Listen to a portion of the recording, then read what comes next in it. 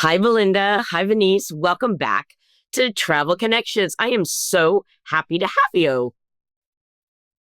So happy to be here. Thank you. The Simple Goodness Sisters are here. I love that Yeah, name, that's by the right. way. It's just, And it's super. Suzanne's here. And Suzanne's here, so there's a party.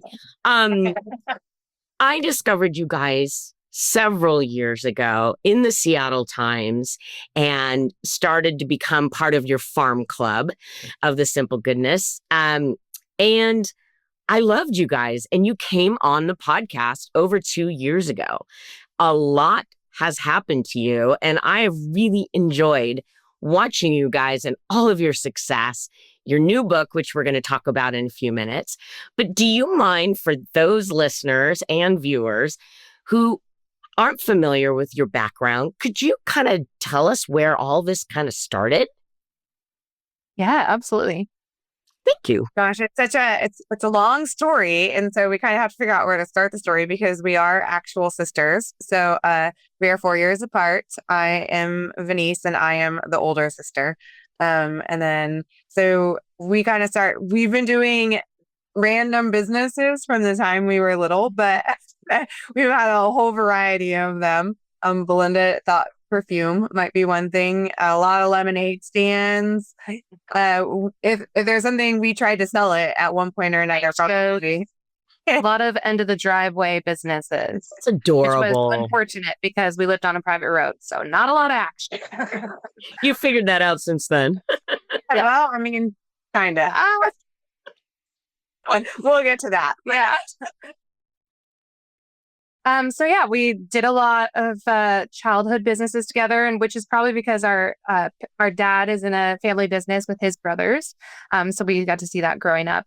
After we entered the corporate world, went to college, had very different experiences there. Venice went to Montana to study ag and worked on a ranch. I went to Portland and worked in all kinds of restaurants and catering jobs, and studied communications. And after went back, we started in tech companies in the Seattle area, both in HR, and then had our first kids and really just had this moment where we wanted to find a way to work more integrated with our family life, with a 2-hour commute for us here into those areas where the jobs were. And so we were like, what can we start? What can we do?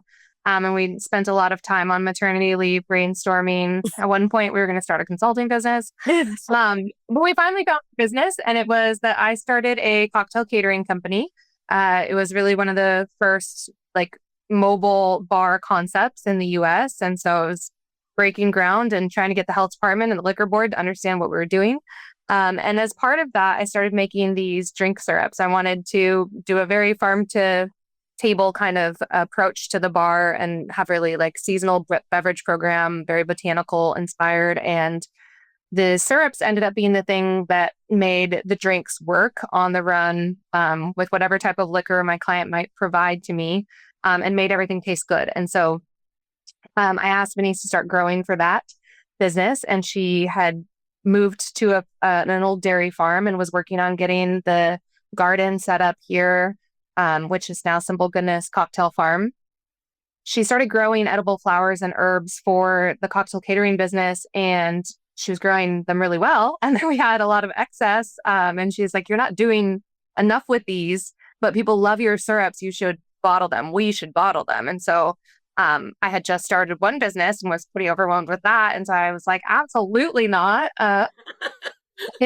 It took some convincing, but older sisters can be very convincing. And so she roped me into Simple Goodness Syrups. We launched in 2018. And that syrup business really is what started our whole path. From there, we've opened up a restaurant. We started the Cocktail Farm Club, which is our subscription box, as you mentioned, that has a cocktail and mocktail part of it.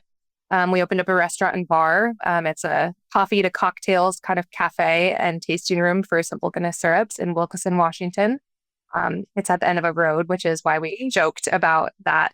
Maybe we haven't learned that far, but it's at the base of Mount Rainier, one town away from the entrance to Mount Rainier Carbon River entrance. So it's pretty remote. And then we wrote a book this last year. So taking all of those experiences over the last nearly a decade now, and really just, coming up with so many recipes and making so many drinks from scratch, really getting into the full breadth of like how a botanical beverage program is made. So syrups, shrubs, bitters, infused spirits, garnishes, all the things. We put all of that knowledge collected into this book, Drink Your Garden, which published in March. Well, congratulations. For those of you watching, this is the beautiful book, and you can tell how much I love it because there's a lot of yellow Post-its that go with this. I love that. You don't know this, but you've inspired my garden.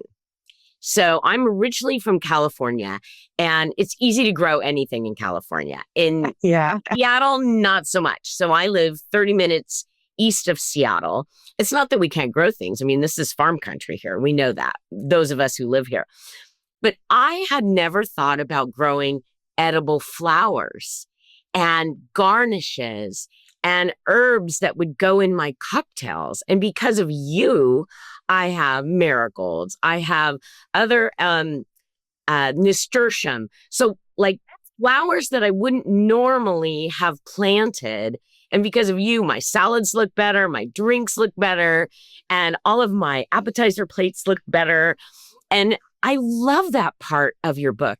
Your book goes deep, you guys. I don't know what this process was, but it is a very impressive book. There's a lot in here. How did you even narrow this down to do this? It's amazing. Well, what's crazy about it is that it actually could have been much, much bigger. And we did have to, our publisher was like, you got to edit this down a little bit. Originally we had some like food recipes in there. We ended up having to cut those and even more drinks than are already in there. But yeah, that was probably one of the hardest parts besides photographing it, laying it all out and figuring out the organizational structure of the book was a challenge. But the intention from the start, the reason it's so wide and covers so much is that there are already a lot of other cocktail books there. And I did not want to just put out a book of pretty drink photos and drink recipes that kind of anyone can do that. And a lot of times the way cocktail books are formatted, there's a recipe for like one ingredient. You have to make it just for that drink, and then you have no idea what else to do with it. It's just sitting in your fridge. And that's not the way you run a restaurant at all. That's not the way it would go that anyone wants to even run their home that way, because it's like, why did I put all that effort into that thing? And now I only know this one thing to make with it. So we were very interested from the start in making it more like an anthology, kind of like The Joy of Cooking, something that teaches you to cook. In that same way, we wanted to teach people how to bartend in this very fresh and garden inspired way. And that starts from what you plant, as you mentioned, and how to grow things specifically for cocktail gardens. And then it goes all the way into how to craft the base recipes that make those great drinks. And then what's really important in our book is that every time you make a recipe, we give you like 7 other ways to use it. So there's all of this cross-referencing, and talk about the layout process that Venise mentioned, like that cross-referencing of pages being like, okay, this Marionberry and mint syrup that you made for these mojitos can also be used in these 3 non-alcoholic drinks and in this cocktail. And it really helps you understand.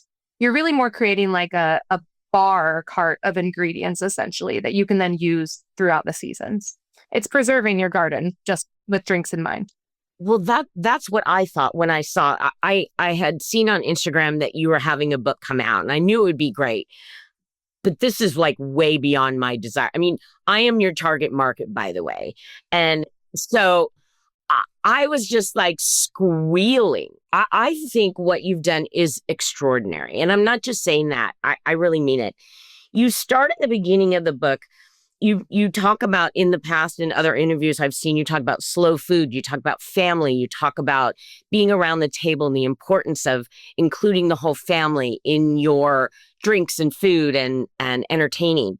You write in the beginning on page 17, garden to glass. And it says, the same thoughtfulness gleaned from the farm to table movement is revolutionary when applied to drinks. I think that's brilliant. Do you guys want to, you're like, I know. Do you want to elaborate on that a little bit for me? mentioned, I think, working in a beverage industry and working in the bar industry specifically and in alcohol and seeing the shifts that we've seen in these categories for the last, 5-10 years of people's perceptions around health and wellness and moderation. And you have this huge sober movement happening. And what we're kind of advocating for here is like, if you choose to drink, just drink with a little more thought, just drink with a little more intention, model that to your children, always offer a really fantastic mocktail, or a lot of people are really polarized by that term, but it is the most leading one that people recognize. So you also say like 0 proof or non-alcoholic cocktail. They don't roll off the tongue as well. But offering lots of options for both yourself, your guests, your kids, so that happy hour is more about the celebration. It's more about like gathering together at the end of the day. It's more about that like bridge time between your activities and dinner than it is about the booze. And I think, marketing in alcohol has been one way for a very long time, and it's been very focused on sales and not about like, the approach. And so while we agree with, the benefits of the wellness movement in many ways, it's also kind of just sales in the other direction, where it's like the only thing you can do to drink well is to not drink alcohol at all anymore. And I think that there's a place in between for most people, that's where they should land. So that's kind of part of our approach to it. And so for us doing this garden to glass approach, it's the same way that like chefs got really thoughtful about their ingredients and using every piece of the ingredient, and making sure that you're starting with only the best in class ingredients, is an old Martha Stewart term, or like, how Alice Waters always says, like, go with what grows around you. These concepts should be the same for beverages. And instead, we've just been kind of dumbed down to like sports drinks, soda, water, and booze in a can for a very long time. And so we're just really passionate about advocating for a shift on that way of thinking. And there's nothing cooler and just like more exciting, I think, than when, we are gathering as either a family or a bunch of friends. And, the first thing everyone does, and what really kind of sets the tone for the rest of the evening, is the drinks, So it is amazing when you are handed a drink that like you can tell somebody really put a ton of thought into, and it just sets the tone for, okay, I bet the food is going to be great. I bet the conversation is going to be great. Like we're here and this person is truly hosting. It feels, really special. And I get it because I love to host. And once you're doing all the food, drinks become the afterthought for a lot of people. I think it's actually like a little cheat to do a really good drink, because then people are already happy with whatever else you serve afterwards. Like you've put them in the right frame of mind. You've won them over. 100%. I think you definitely set the tone and you set the mood. And no, it doesn't have to be alcohol forward. It can be either one, and you can decide what you do. And maybe if it's a big group, you're offering both. I love that your syrups. Well, let's talk a little bit about your farm club and the syrups, because I think it's a great way to be introduced to you guys. Do you mind speaking to that? Because the design of these boxes, you guys are so cute. And you address the family as well as the adults. Does one of you want to speak to the farm club? I just love it. Yeah, so Farm Club is one of our favorite things probably that we've ever launched, because it truly gives us the opportunity to be creative in a way that, having a standard set of SKUs does not. And so when we very first got started with the business, we were taste testing all these different recipes, and Belinda's putting together all of these fun like flavor combinations. But some of those flavor combinations are not things that are scalable on a commercial scale, but are things that we really wanted to introduce to people and try for ourselves. And so we came up with the idea of Farm Club. I love it as a farmer because it lets us really respond to the farm and hopefully connect people to the farm in a way that, again, our normal set of SKUs may not. Because it's like, okay, this year is a really hot year, and all of a sudden our basil exploded. And so I had so much basil. And so Belinda and I in meetings will sit together and be like, okay, what can we do with this basil? And we're like, let's turn it into this really fun, unique flavor. And then let's ship it out to Farm Club. So you never know exactly what flavor you're getting, which is part of the fun of it. Belinda does 3 different recipe cards depending on whether or not you're a mocktail subscriber or a cocktail subscriber. And then we have a large and a small box. So the large box also contains one of our core flavors. So you get to be introduced to those, and it ships every other month. And so it just like shows up on your door. It's fun and it's happy. And what we love, one of the things that I love about it is that it allows people, one of my favorite like letters to get or notes to get is that, yeah, I joined the Cocktail Farm Club and I joined with my sister, but we live across the country.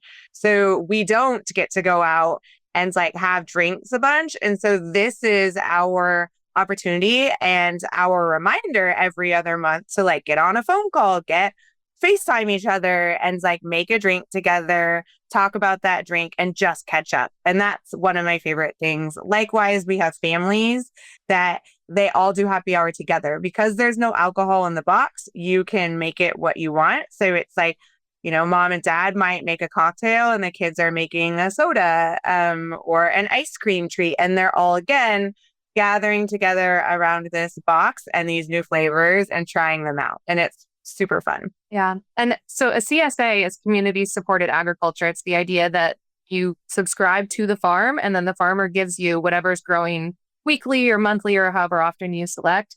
We say Farm Club is like a CSA and a wine club had a baby because that's basically what you're getting. And it's a way to support our farm and be introduced to some really delicious flavors that you can't really get otherwise. You cannot. Now, it's seasonal, which I find super fun, that, when it comes to the fall, then your drinks kind of skew more fall. I love your flavor combinations. Can you give us a couple of examples of some of the flavors that you offer? I don't know if you know them off the top of your head. This month is Huckleberry Spruce Tip is coming out. That's what was in the Seattle Times last year, probably. And that is one of our flagship, like people love it. We made it as a core flavor way back when we were brand new babies at this and didn't know what we were doing and didn't understand how unsustainable it was to have huckleberry as a main flavor because it's such a precious ingredient, so expensive. Yes. Hand foraged, etc. And because we tend to be purists, right? And so it's like we are doing things with the least amount of preservatives, additives, dyes, juices. Like even when I'm using a juice, it's not from concentrate. And so huckleberries, it's like if I'm going to call something huckleberries, it's going to have all huckleberries, which most huckleberry things on the market have blueberries as kind of a base. And then, they add in the huckleberry in proportion. And so ours is 100% huckleberries. Huckleberries are insanely expensive. And they're all coastal huckleberries, which is a little bit different. A lot of people are used to those mountain huckleberries. So it's just a completely unique flavor. And then our spruce tips are all hand foraged. And spruce tips, when they emerge, they taste citrusy, lemony. They don't taste like pine or like you're licking a tree. Like a lot of people have that association, but that's not it. So that one is coming out this month. I'm actually making it tomorrow. So, and then last month was one of those, like, it's an experiment. It's kind of before anything is really starting to happen on the farm. So in the winter, we kind of try to go usually in a more citrus direction because that is citrus season. So in, other parts of the nation, there's a lot of citrus growing. We came across a food person who is a food broker, and he was at this like food bank event that we had gone to, and he was like, hey, I have a bunch of pomelos and I don't exactly know what we're going to do with them. And pomelos are like giant, but they have this like really thick rind and they have very little juice to them. And so they're a hard fruit to do anything with. And so I was like, I'm going to try it. They're go really tasty. Like it's like a grapefruit, but instead of just straight acidity of a grapefruit, they're a slightly sweeter version of a grapefruit, like a cross between a grapefruit and an orange. Yeah. So we had never like worked with pomelos before, but I was like, I love a good challenge. And so I was like, let's do it. Let's try it out. And so we juiced. I mean, it took us forever. It took us 3 days of production time, which in hindsight, I'm like, I don't know if I'll ever do pomelo again. But we paired it with this really cool peppercorn, which is like in the Szechuan peppercorn family, but it's specific to, it's called the Timur. It's a Himalayan variety. It grows in the Himalayas. And like Szechuan peppercorns, it gives that little kind of buzzing kind of tingling, a little bit of like heat sensation on your tongue, but the actual hotness level is just like black pepper. It's not going to like be super spicy. And so that with the pomelo ended up being this really complex, really fun, a little more on the savory side. It had a little bit of almost a little bit of bitterness too, which if you are like a Negroni, if you're like a Negroni or like you're on that side, we had some people that were like, oh my God, I need so many more of these. This is the best syrup you've ever tried, And so that's what's fun about Cocktail Farm Club is that we get to try flavors and you get to try kind of flavors from all different flavor profiles. So sometimes they're sweet, sometimes they're really sour, sometimes they're spicy, sometimes we don't have a smoked peach before. We've done a lime basil. We've done, jalapeno, all over the board. You guys are so creative and they're so delicious. I have had many a cocktail provided by the Simple Goodness Sisters. So, so thank you. And you make me look good too, because we're like, oh, we're making these cocktails and everyone's like, whoa, where did you come up with this? I didn't. These two amazing women that don't live that far from me, they came up with it. So thank you. Yeah, if you want to claim it, though, we're okay with that. You're okay with that? Yeah, we get so much feedback like that of like, yeah, like I get your syrups, but then I have my friends over. And so it's like a lot of people, will hold that syrup until they have their friends over and they have the patio. And then they're like, I made these margaritas and everyone just thought they were so amazing and said they're the best margarita I've ever had. And as you know, it's like they're pretty simple to make because we do most of the hard work. Yeah. Well, and we've also only talked about cocktails, but the syrups are really usable in coffee as well. And so like we recently did a sweet corn syrup. We thought a corn syrup that was actually corn would be funny. And one of our employees came up with the idea and we were like, love it. Let's try it. So we made this like, you use the cobs and you make like the milk with the corn and it tastes like corn. And it makes delicious coffees and apparently really good matcha lattes. I'm not a huge matcha latte person. So I would call myself the biggest expert taster in that regard, but we got really great feedback from that. And it's like certain flavors like that. I love seeing what our customers do as well, because I wouldn't have come up with that, Well, I think I saw somewhere too. Well, you also have a coffee syrup, a syrup that skews coffee, right? And so we have one that's made with coffee in it. It's called Nordic coffee. So it's like a spiced cold brew syrup that you can, And so people are like mixing and matching, trying to pair these flavors with things that aren't necessarily cocktails. And then and then you can have a mocktail. I don't love that word either. Have you come up with a side term for that? Just a beautiful beverage, I guess. A beverage that has your syrups in them are just as delicious, even with or without the alcohol. Yeah. Yeah. I mean, I drink probably more mocktails just because I have a lot of syrup in my fridge. And we make one that's called the lemon herb and it's gardening season right now. I don't like water. It's weird. It's called herb garden. It's herb garden. But we changed the name, because it is more herby than it is lemony. And it's my favorite because I'm an herb gardener and I love herbs. And so it's got sage and it's got rosemary and it's got thyme and it is so easy to just like splash into your drinking water. Again, I'm not the biggest water fan. And so I like to have a flavor, like when they have those like little squeezy drops that they taste incredibly fake and artificial to me and I can't use them.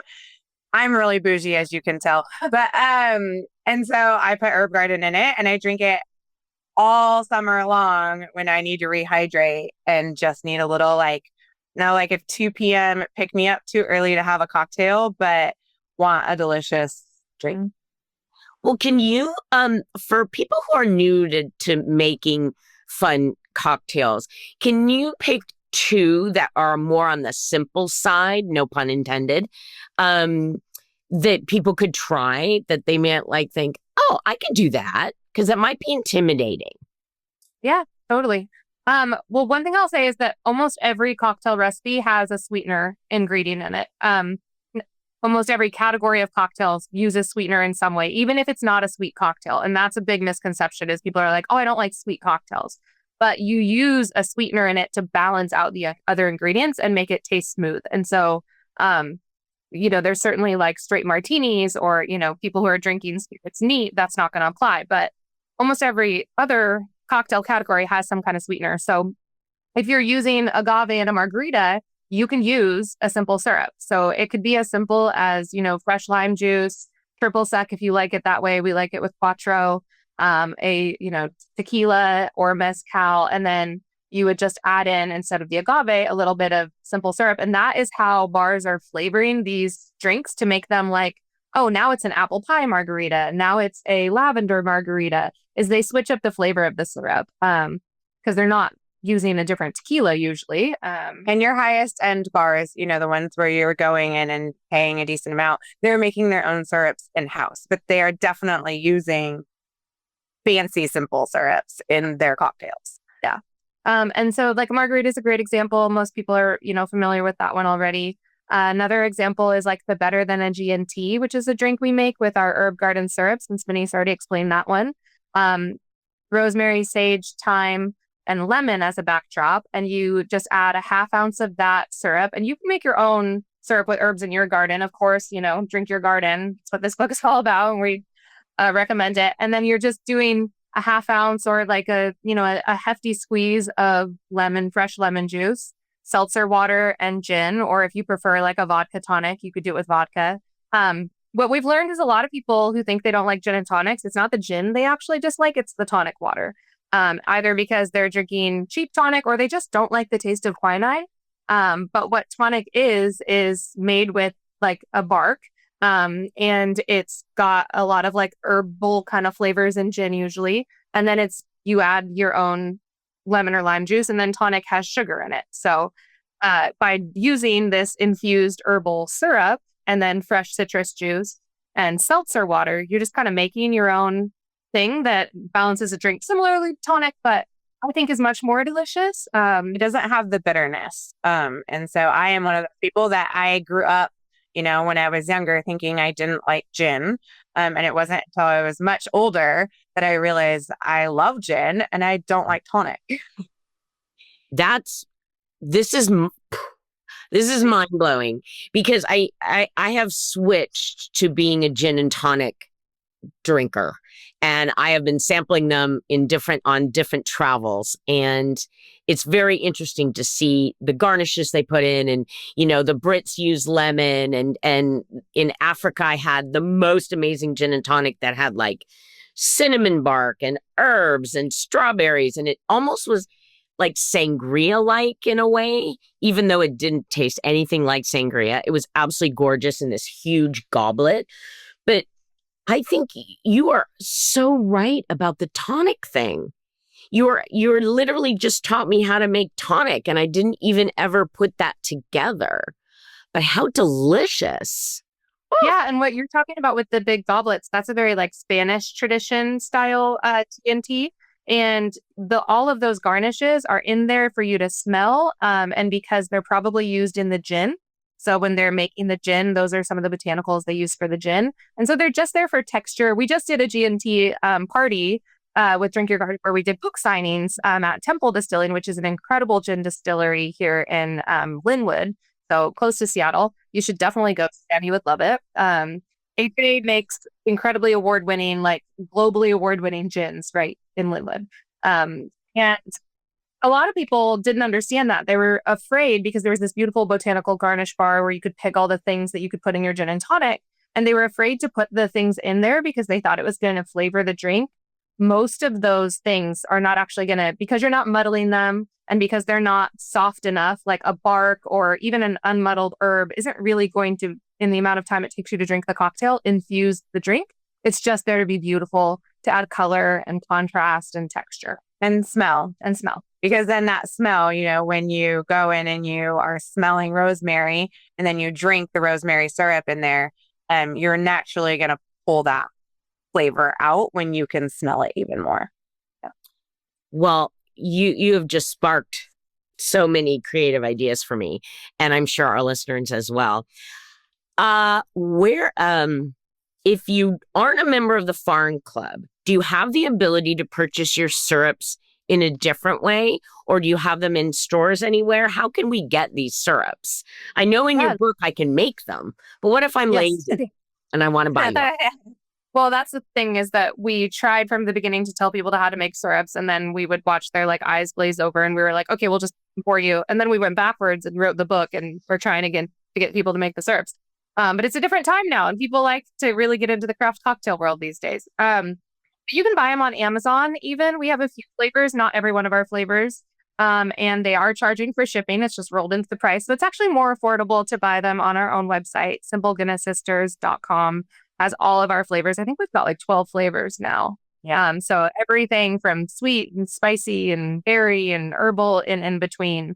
And you can also buy them at a lot of really great wholesale stores. So we're not in like the big grocery stores or Total Wine and More, but we are in lovely family-owned shops all over the Pacific Northwest. And you'll see our syrups in surprising places. I just got a text from a friend who was like, oh, the airport. And I'm just grabbed a bottle of your syrups at Tender Loving Care. Yeah, Tender Loving Care at the airport has them and does a good job of stocking them. So that's fun. So great. I was at Grab my vacation.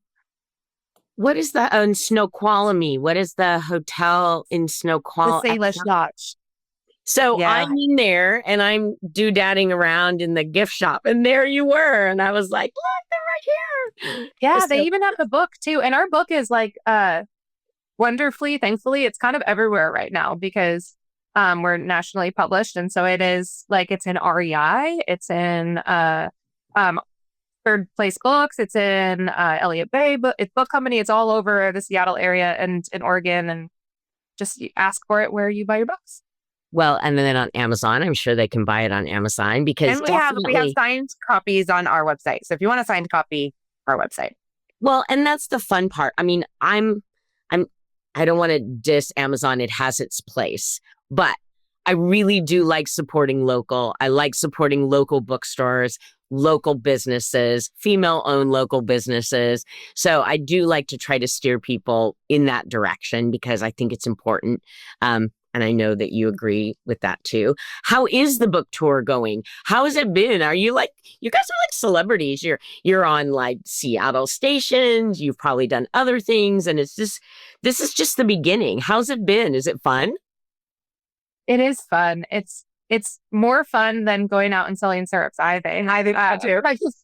Book is just, there's so much to talk about, and it's so fresh, and we get to talk about gardening too, which is a huge passion of ours. And so everywhere we go, we're talking about people's gardens and giving advice or learning from them in some cases, which is lovely. And we've been, podcasts, online. We're kind of in a little break right now. We've got this whole like downtime. We just did that, and then we've got a little bit, but we're going to do some nurseries and some more book signings throughout the summer. And we've got all of those listed on our website if you want to come to an event. Okay. So tell us again, where can everyone tell us your Instagram, your website, so to make sure everyone can find you guys, because you guys are just so much fun and so creative. So our website is simplegoodnesssisters.com. Super easy. We're on Instagram at Simple Goodness Sisters. And then the soda shop has its own Instagram. So it's Simple Goodness Soda Shop. If you want to visit there and check out all the events we're doing. And then we have Soda Shop also has its own website, but it links from our main website. So if you want to visit the soda shop and get all the information about events and menu and stuff, just go to simplegoodnesssisters.com. And then TikTok. Belinda does our TikTok. So Simple Goodness Sis. Yep. And then Facebook, Simple Goodness Sisters too. So pretty easy. It is pretty easy. And I will say before we say goodbye that if you are coming to Seattle this summer, you are not that far from Seattle. It's not like you're that far, and someone could easily incorporate that into their time here in the Northwest. We're not, and we do live in, and our soda shop is in the cutest little town. There's only 500 people that live in there in the town. There's a ton of history. So if you're interested in like logging and mining and coal mining and all of those things, Was one, our quintessential old Wild West town. it looks like Totally. you walk into a movie set when you come into town, and a lot of people don't, who have even lived in Seattle and the surrounding areas have never been to Wilkeson. And they're really excited when they come because it does look very authentic. And it's about an hour and 10 minutes, depending on where you're coming from in Seattle, but it feels a world away because it's this beautiful rural drive at the end of it. And it's a really pretty visit. Come out and want to walk and do a historic tour? Thursday through Sunday, though. The whole town, we joke that the whole town is closed Monday, Tuesday, Wednesday. It's not. There is another restaurant that is open 7 days a week, but most of the businesses are all owned by, owner operators. So it's like we need some days off. Well, that's wonderful. I think everyone should come and visit. Thank you, guys. Thank you so much for coming back onto Travel Connections. Congratulations on this gorgeous and informative book.